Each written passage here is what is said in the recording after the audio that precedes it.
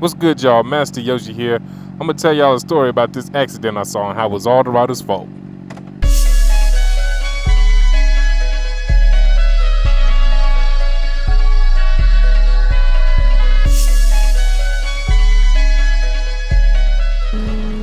Alright, so like I said, this is just a story. I don't have any footage, so if you want to go ahead and click off this video, I ain't mad at you.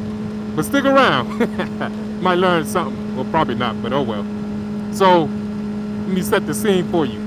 I'm over at my lady's place of employment, you know, waiting for her to get on her lunch break. And I'm sitting under this little gazebo in the smoke area. Because, you know, it's about hot as Lucifer's left nut out here. And as I'm sitting under this gazebo, I start hearing a tire screeching. So I look up and I see this old, it looked like an old Ninja from the 90s.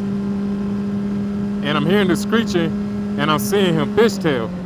But I thought he was stunting because that's what it looked like. Then I realized that his back tire wasn't wasn't spinning, so he wasn't doing no roll and burnout. So then I was like, I wonder if he's in trouble. And as he's fishtailing, I swear, you know, when you see something bad happening, it looks like it's happening in slow motion. That's what it was. He was fishtailing in slow motion. So that's really why I thought he was out here trying to stunt. And he's getting closer to the stop sign after he had already skidded for about, I want to say like 200 feet. I don't know how fast he was going before, but he was on a road that was coming to a T intersection. So basically the road he was on was about to end. And it's like, he knew the stop was here. There's like no way you didn't know that your road was ended. So I don't know how fast he was going to have to have been sliding for that long. So he's sliding, and I'm thinking, okay, maybe he can save it. He swings left, he swings right. At this point, he's probably going like 5 miles an hour.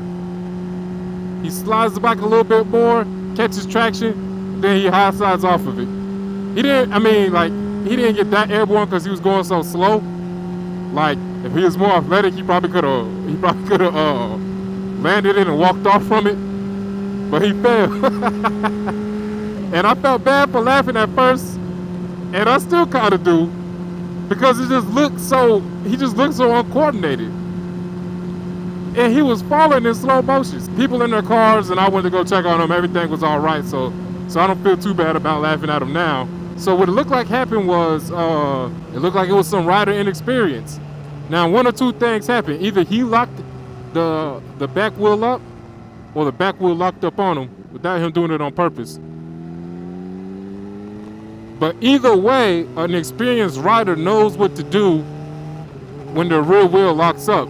If your back tire is locked up, you want to keep it in a straight line. And if you can unlock the wheel, you only want to do that if you're in a straight line. So either way, I'm gonna chalk it up to rider error. I mean, maybe he's still new, and because it was an old bike, so it is possible that brake locked up on him.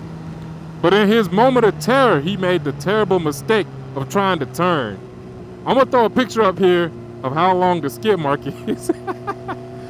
I bet you the skid mark in his drawers is just the same. But the whole point of me telling y'all this story is, man, motorcycles are not that dangerous, man. You gotta be skilled. If you're skilled and know how to reduce your risk, you can have a wonderful time. A bunch of accidents are due to rider error. I'm a firm believer of that. If you made it to the end of this video, I appreciate you for sticking around. If you like my content, go ahead and like, comment, and subscribe. I'm gonna hit this whole motovlogging thing hard for a year, you know, posting a video at least once a week for the whole year. See where this channel goes. Thanks again. Y'all stay blessed. Don't be too stressed. Master Yoshi signing out. Peace.